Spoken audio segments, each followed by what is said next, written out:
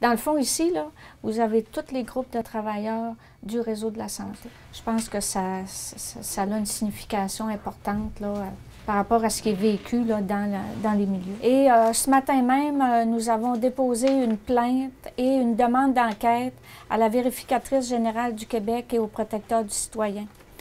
Ça fait déjà un peu plus d'un an qu'on vit sur le terrain les coupures et les compressions qui sont reliées à la loi 10.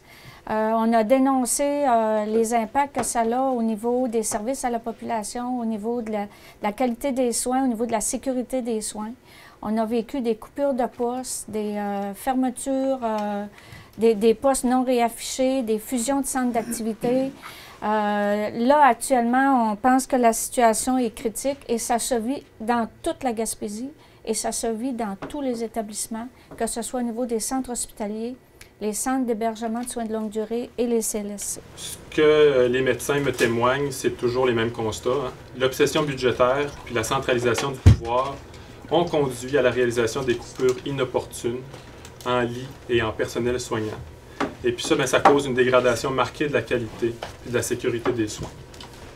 Donc, de quoi ils me parlent, qu'est-ce qui témoigne en fait ces médecins-là? Bien, je pense que c'est assez logique là, de penser qu'à partir du moment où on coupe des lits à l'hospitalisation, ça va déborder à l'urgence. À partir du moment qu'on coupe dans les professionnels aux soins directs aux patients, qu'est-ce qui va arriver? Bien, on n'aura plus assez de temps peut-être pour laver adéquatement les patients, pour nettoyer les chambres, il va y avoir une détérioration de l'hygiène. On n'aura pas le temps de relever les prescriptions en temps opportun, d'administrer les médicaments en temps opportun, puis de faire les examens paracliniques en temps opportun. Puis, on va avoir de la difficulté à répondre rapidement à l'appel d'un patient ou à un patient qui se lève mais qui est à risque de chute, qui ne devrait pas se lever. Donc, ça, c'est tous des enjeux de sécurité et de qualité des soins. C'est la mise en danger de la sécurité des patients. Et actuellement, on ne peut pas avoir de chiffres sur le nombre d'heures travaillées et les mises à pied parce qu'il y a de l'opacité actuellement dans le système.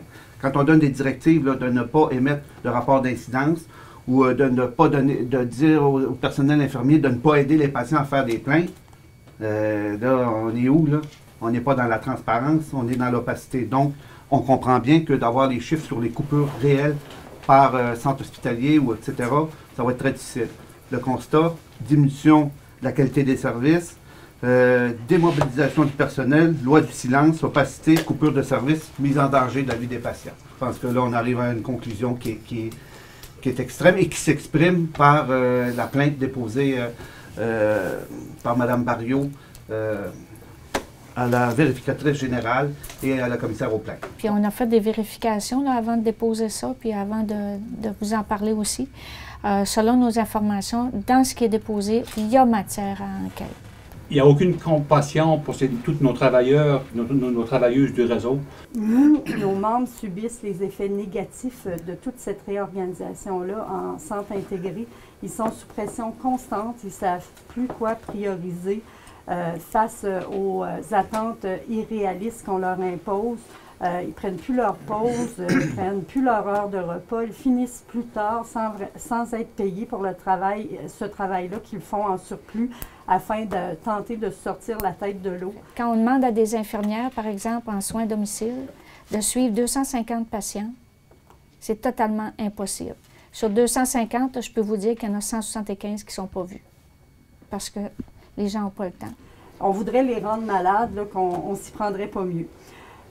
Ils doivent aussi se taire et éviter de demander de l'aide parce que quand ils le font, bien, leur performance est remise en question ou encore ils se font imposer des pratiques qui briment leur autonomie et leur conscience professionnelle. Les personnes sont souvent retournées à domicile avant qu'ils soient vraiment stabilisés. Il y a des cas de santé mentale aussi, qu'il n'y a pas de lit pour les hospitalisés, donc les gens sont retournés chez eux, ne sont pas encore stables. Souvent reviennent à l'urgence quelques heures plus tard, mais des fois aussi il y a une détérioration importante de leur état de santé. Je pense qu'il importe aujourd'hui d'informer les gens que c'est faux de prétendre qu'il n'y a pas de coupure au niveau des services aux patients.